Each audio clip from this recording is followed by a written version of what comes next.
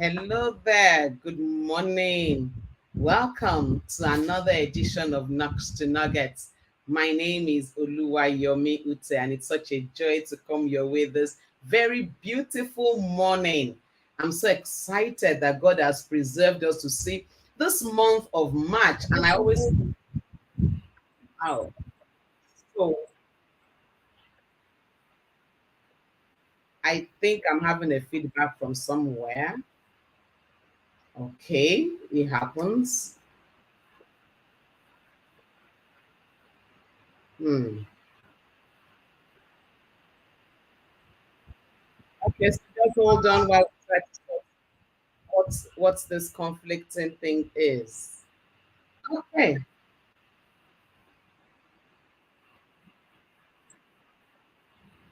I'm having a conflict. I'm hearing myself again and again. Well, wow, wow, wow, wow, wow. Let me bring in my guest. I wish I can deal with this, but let me bring in my guest this morning. The month of the women, and it's International Women's Day edition. And today we are talking about embrace equity. Wow, I'm having this feedback that is distracting me, honestly. But let me go on while we sort it out. My guest this morning is a fantastic woman of God. I would not take too much of time introducing her because my feedback is distracting me. So I'm going to bring her on and I'll have her introduce herself while I try to sort myself out. So again, welcome to Nuts to Nuggets. For joining for the first time. Thank you for being a part of this call. Like I always say, enjoy yourself in the moment, but then don't just get caught up in it. Like the video, share it. Let somebody out there know that there is something called Nuts to Nuggets. So I'll bring in my guest and then I'll have her introduce herself to give me some time to sort myself out. So welcome to Nuts to Nuggets platform with me today, no other than Titilope Oguntuga. Hey, Good good morning, morning. Titi. Good morning. It's my pleasure to be here with you this morning. So I've had to bring you in very abruptly because I'm getting my echoes here. So do me the honors. Just please introduce yourself while I try to sort myself out, and then we'll come back to talk about embracing equity. Great. Thank you, Yomi, for having me. Good morning to everyone joining us. My name is Titilope Oguntuga. It's the month of the woman, so I'd like to first say that I'm a woman. I'm a mom. I'm a daughter, sister, a professional, and I also do a lot around mentoring and coaching younger women. On the professional side, I bring to bear about 20 years of working experience in communications, um, brand management, stakeholder management, sustainable development, and reputation management as a whole. On the family side, I'm married, happily married with two daughters. I have two teenage daughters. Other caps that I wear, I'm an author, and I would share details of my book later. I mentor and coach younger women as well. I'm a strong, ardent believer in God, and I also try to make my impact in the society. My overall ambition I like to share with everyone is to always leave a lasting positive legacy. And I try to embed that in every single thing I do, whether I'm at work or at play. I encourage myself, I inspire myself by trying to leave a lasting positive legacy. So that's me in short. I'm sure as we progress, we will know more about me. Thank you so much, and thank you for giving me that space to find out what technology was all about today in the studio. And thank you so much for being here. And it's the special edition of the International Women's Day. And the first thing that came to my mind is the theme is embrace equity. What's this embrace equity all about? Well, to keep it simple, we even need to first understand what equity is. And equity really means that, being able to provide context to every individual situation, giving them the right resources, the right, tools to be able to get the desired outcome we want from an action or an effort. In essence, that is what equity is. And many times I also always like to share equity is not only about gender. Equity embraces a lot more. So, for example, people living with disabilities, how do we ensure that they are in an equitable system? How do we ensure that the society provides the exact resources that they need within their context to be able to function maximally and to be able to deliver the desired output? So for us, that is equity. Embrace equity means that we just need to do a lot more around equity. And I'll take us back to a couple of years where we've commemorated International Women's Day. We've had balance for better. We've Yeah. had a lot more around those themes in the past years. What it is telling us is that on this journey to achieving gender equality and equity, we need to continue to create systems. We need to continue to create opportunities that enables us to bridge the gender gap. And it's just not about saying it. It is really about deliberate actions, deliberate steps, deliberate resources, deliberate policies at national level, at global level, at all for in all forms to enable us, deliver the gender ambitions. Gender, for example, is one of the targets. Gender equality is one of the targets for the Sustainable Development Goals, and that's target number 5. SDG 5 is gender equality. Now, under gender equality, there are about 5 targets and 14 indicators. And under those 14 indicators, you have quite a number of things speaking to access to education, things speaking to, access to, taking them away from gender based violence, things, so it's a holistic framework that enables women, to bridge that gender gap and enable them thrive in the societies. That is what embracing equity is about. I also like to share that it is not only about women. You cannot talk about equity without talking about men. I mean, because the entire phrase is gender equality, is gender equity, gender diversity, and inclusion. So it all comes together. It embraces all the members of the society, all the stakeholders of the society coming together to enable that women are not left behind, women are not left out, and women are given the right support, the right systems to enable them thrive and succeed in whatever fields they've chosen. Hmm. I hear you. I hear equity and I hear equality. Is there a difference? Yes, there is a difference. There is Hmm. a difference. And the What's difference, the yeah? yes, the difference is for equality. It means, irrespective of who you are given the same opportunities. You are given the same opportunities to be, to become. That is what equality is. But equity takes it a step further. Equity says, this individual is Titilope, this individual is Yomi, in the context of this Titilope's individuality, or in the context of Agnes's individuality, or in the context of Yomi's individuality, what are the things that I need to provide to her that will help me achieve the kind of outcomes that I want when I give it to someone else who is either a female or a male? That is what equity is. So equity drives it a bit further to contextualize it in the form of individuality. This person is this kind of person. She's I don't know, I mean, she's on the slim side. Are we giving her enough workspace? She's on the fat side. Is the workspace sufficient for her? This is this person. I'm treating her as an individual and I'm providing the right resources to enable her maximize the outcomes that I desire. That is what equity is all about. Hmm. Yeah. So yes, equity, equality, equity drives it further. But I'm just still wondering. I know growing up, I was talking to you before we came on live. Every time I heard Women's Society of Accountants, Women's Society of Lawyers, Women's Society, I'm like, where is the men's society? Where is always the women's society, women's society, women's society?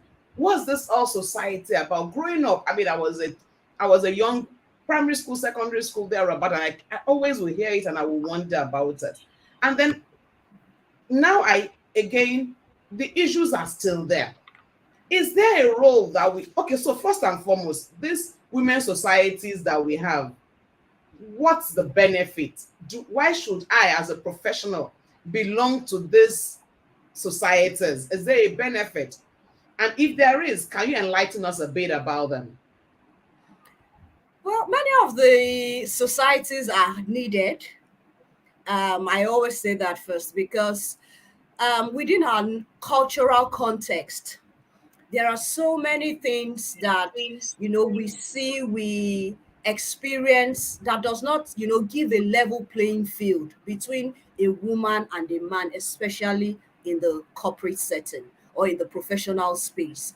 And one of the examples I like to cite is one popular picture or image I always find on social media, where you see a man and a woman on a racetrack, and you see the man is just going to get to the end point without any hurdles. And then you find the hurdles for women, you find the Mm, home, you find motherhood, you find family, you find other things that they need to other hurdles that they need to cross.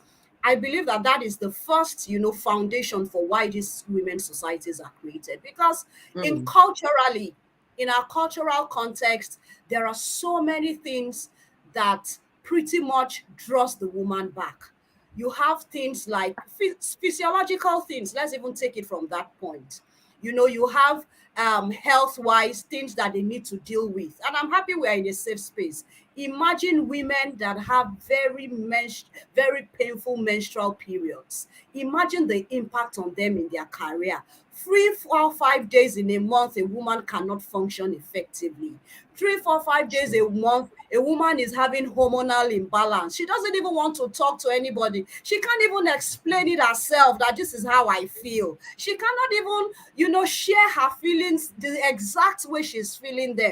And that is just one out of many things. Now imagine a society where women are either pressured for not getting married on time, for not having Mm, children on time, for not, achieving certain things that their counterparts are having on time. And then even by the time they achieve certain things like getting married, like having children, the family, the home strongly still depends on them, to be able to do so many things. So a professional guy and a professional lady who are in the same setting, in the same space, doing the same work, have to, now find opportunities for balance. A man mm, can stay up till 10 p.m., 11 p.m. for a business meeting. When it comes to a woman, she's either having to take permission from someone, she's either having to consider her own safety, she's either having to, deal with quite a number of other issues. So I believe that these women's societies enable women to discuss these critical issues that pertain to women, and find solutions to meeting those issues on a day-to-day basis. I also strongly believe that there's no there's no manual to these things. Every individual now needs to understand what works for me, what works best for me. For example, the support system that I have is not likely the support system that another woman has. So she has to bring in her own context and say, this is my own reality. This is my own setting. How do I manage, and create the balance that I need in a manner that one aspect of my life is not suffering or is not at the expense of the other aspect. So these are some of the reasons why those women's societies are really needed. mm. Wow, very true. And those issues, sometimes at times I feel like some organizations, then they tell you, okay, so you're coming into work now, you are newly married. Are you sure in another 3 months you'll be asking us for a maternity leave and all of those things? Those things pressure women. So Yes, those men society gives us, when I grew up and I realized, and I'm like, oh, you actually need a support system around you to navigate all of this. But let me take you a bit further on it. Is there a role of the society in advancing this gender equity? Is there a role? Is there something the society too can help out with to advance this? The society has a huge role, and I'll start with government. Government needs to create national policies, national frameworks, a roadmap that says in the next 5 years, in the next 10 years, this is where we want to be with our gender ambitions as a nation. I cite an example around India. You find a number of women in India who are tech professionals. It was because Indian government, created a policy to say in the next 2, 3, 4, 5 years, we want to have 1 million female tech entrepreneurs, female tech professionals come from India, of Indian, origin. And that is one thing that governments need to do. So government first has a responsibility, and I think one of the biggest responsibilities, to create roadmaps, systems that enable us achieve these gender ambitions. In addition to that, there are other stakeholders in the society, but I believe that if the government sets the tone, then other members of the society have a channel, have a course or a path to follow. What are the other things that we can do as different members of the society? There's something around awareness and advocacy. You see, culture is very strong. Culture is very strong. Culture is that are things that have been around for years that are not putting into, consideration things that are evolving in societies. And I'll cite you a practical example. When we were growing up, it was the man's sole responsibility to provide for the family. It was his sole responsibility. But these days, even the man and the woman's income sometimes is hardly enough to even sustain a family. And so the woman would go to work, the man would go to work. The woman still needs to get back from work, maybe later than the man, and still needs to look at the children's homework, still needs to prepare dinner for the family, still needs to do one or two other things. So these are the things that we need to now begin to, change orientations around. We are all equal partners in this marriage. We are all providing support to one another in this marriage. We are all, working together to help us deliver ambitions, towards our own family goal. That is the way that the society needs to run. And I always say it. See, a lot of orientation and reorientation needs to happen. We need to unlearn and relearn new things because societies are evolving, things are happening differently, expectations are changing. Gone were the days when, it was solely the man's responsibility to do everything. Now a woman needs to do much more. Gone were the days where the woman's role was just to be a housewife, just to be in the kitchen and to do. Things are changing. Women now want more. Women now want to achieve more. So it is important that, the society is also reorientating, relearning, unlearning, all of these things. One of the things I also find is that, you know, in our small spaces, what we call our circle of influence, in the areas that we can influence, we need to set examples. So, for example, as a parent that has a male child and a female child, what are you teaching your male children? Are you teaching them that, oh, it's okay to play PlayStation while the female children are in the kitchen? Are you teaching them that it is okay for the female child, your daughters, to clean their own rooms and clean the boys' rooms as well?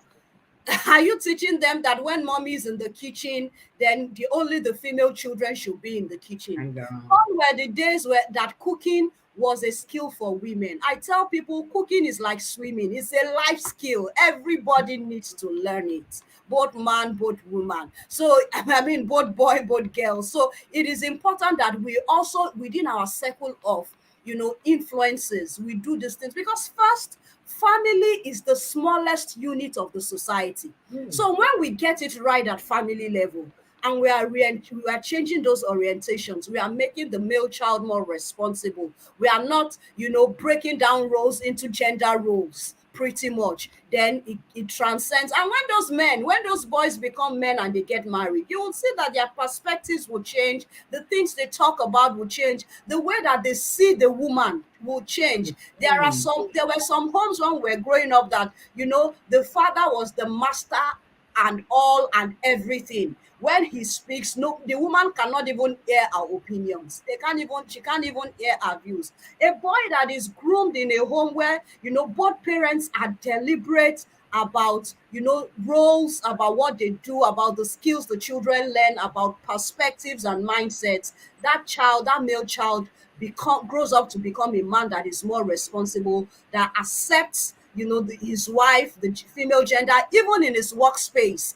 as a partner, not just another gender, not just another person who is there. And I also still like to, wrap this up, that corporate organizations, for example, we run campaigns. How do we run our campaigns? I recall, very vividly, the MTN Mama Na Boy campaign several years ago. And there was noise in the media. What do you mean? Are you saying the girl child is not a? I mean, and so they had to now do almost like a rejoinder to say, okay, this girl is also there, and she's making her father proud as well. So it's a collective responsibility for us in the society to deal with these issues. Hmm. You know, I was going to take you on that, and you just went straight to it. I can't forget that advert, and it's almost what we do every time. Hey, guess what? She just had a baby boy, and you're wondering, what if it's a girl? Why not a girl? I know one of my friends said to me, Yomi, my lifelong prayer was, God, my first child must be a girl. And I said, why? He said, it's girls that remember you and take care of you. Don't mind the boys. Both parties are important, and we really need to let everybody know it in the little things we do. I was going to start a conversation on the work-life balance. You are going there, but I'll keep it till next week when we're going to come back together so we can talk about the work-life balance. But still, on this Women's Day and equity and the role of the corporate organization. Now, I know that it's now almost a law to have a certain percentage of women on your board and all of that. Let me ask you this. Is there a role we also need to play as the women? Or should we just sit pretty waiting for those percentages and say, oh, we need to have about 3 women on board? Who is there? Well, like Yorubas will say, Bankunjo, just join, let's fill up the space. Should we wait for that? Or are there things that we also need to do to be intentional about breaking this glass ceiling and coming out into the place of prominence? There is a lot that we can do. And when we talk about gender and this thing, I like to call it quota, quota system. We remember those days when we were growing up. I mean, someone like Yes. me who went to a federal government college, they say certain regions have a certain quota. So I always like See, quota. So I always like to, cite that example. Gender equality or equity is not about tokenism. And tokenism means, just handing the roles to the women just by virtue of we have a certain percentage that we want to be, female in this space or in this setting. First, our women, and I'm so proud of the women that we see in Nigeria. I have a lot of personal role models that, even though I haven't met them, I see what they do in their spaces, and I just feel so proud. And it's an inspiration for me even as well, to be able to learn from them, to read their stories, and to, pretty much continue to inspire myself. So for women, you mentioned it all. There's a lot of, being deliberate that we need to do.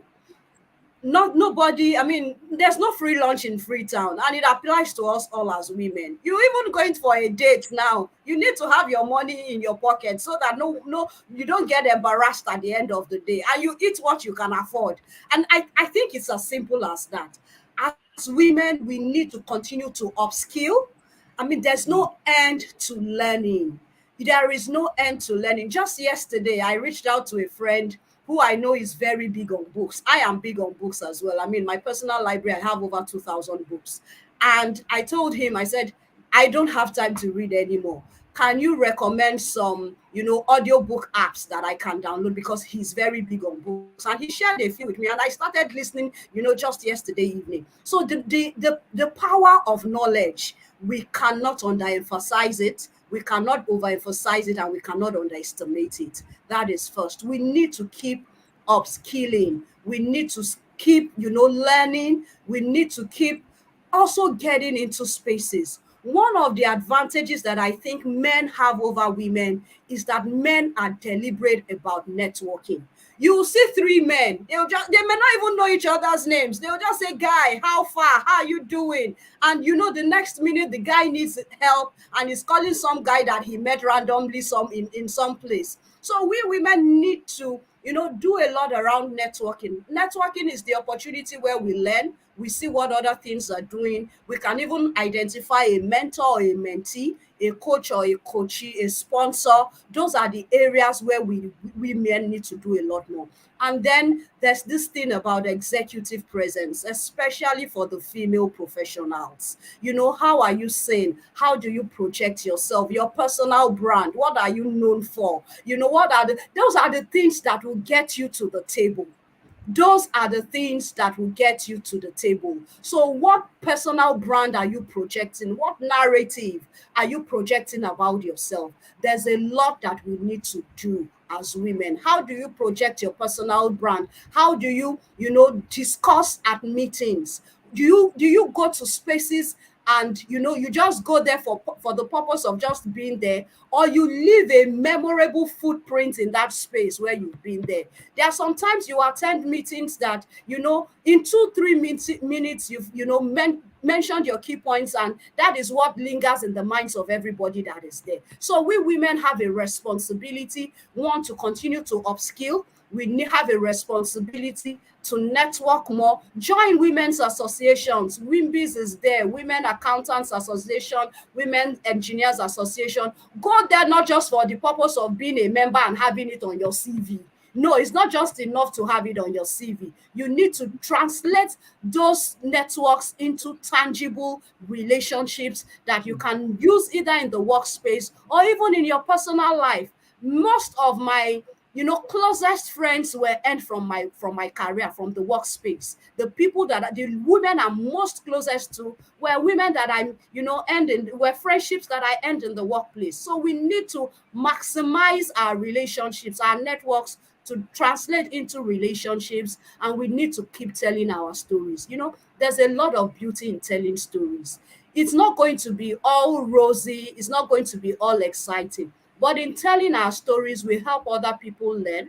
We also help other people, adjust and, make decisions that, will help them later in life, just by virtue of reading or hearing someone else's story. Hmm. Wow, you said a whole lot there. And it's interesting. The question in my mind, I'm mindful of time, and I know that we are back together again next Monday, and I'm so excited. So we can truly exhaust this. So I won't touch work-life balance today. There's other question that was coming to my head, but I won't also touch it today. It's been said that women are women's worst nightmare. A lot of times say, I don't want to have a woman as a boss. Women, hey, they are tough. Women. So we have ended that space. Is that true? Or is it all about this gender equality and gender equity thing? We'll talk about that next week. But before you go, Titi, you said something about the power of networking. And I want us to just dwell a little longer on that. There's something that you said, men meet themselves, and in like that they've connected, they're already exchanging numbers, they need something, they are calling themselves. But women, we don't readily flow like that. Is there a particular reason from your own perspective? Well, I believe that, one of the things that we women do is we overthink things. So I'm already thinking, I'm in a space or in a setting, I'm already thinking, this woman, we are not on the same level. She's either, up there or I'm down there. She looks like a C-suite. I'm not yet in the C-suite. Or she holds this title, I hold that title. And sometimes we are also culturally, We also don't want to be seen as being forward. So we don't want to be seen as, oh, you're jumping the gun, or you're just, trying to make yourself visible. And that is one thing that we women also need to do better. We say, no, we don't want the publicity, we don't want to do this, we don't want to do that. But to talk about what you mentioned around we women drawing back is just, I think, one, cultural issues, two, overthinking things. So how would she feel, or would she be open to talking to me? And just sometimes, I just like to borrow this Nike's phrase, just do it. So get there, pass the compliment. I love your makeup, I love your dress. Oh, by the way, I'm Titilope, and this is what I do. And this is where sometimes you also need your elevator pitch. In 30 seconds, you've sold yourself in a manner that the person is willing to listen to you. Because again, first impressions matter. If you are not giving a right first impression, then many times you are not even leaving the other person interested in talking to you, really. Hmm. Hmm. Hmm. Hmm. That is interesting. If you are, if and I'm really laughing at that. That the way you introduce yourself is important. The way you just come out and say who you are is important. Have a 30 seconds elevator speech of yourself. Introducing yourself is not being forward. Titilope Oguntuga said so much to us this morning, but my joy is that she's coming back again next week, Monday. So we are not done yet. We're just putting a pause on today to continue next week, Monday. And next Monday, we'll be talking about really. So next week, we talk about work-life balance, talking about a woman being the woman's what's nightmare. We'll emphasize on some of the things she has said today, and we'll build on to having the best International Women's Month you ever could have. And still in this month, I won't let that cat out of the bag yet. Another phenomenal woman is coming, and she'll be telling her story of climbing this ladder of life. It's been amazing having you today, Titi, and it's amazing having every single person that's been with me on this call. Thank you so much for giving me a share of your time. Like I will always say, like the video, share it, let somebody out there know that there is something called Knocks to Nugget.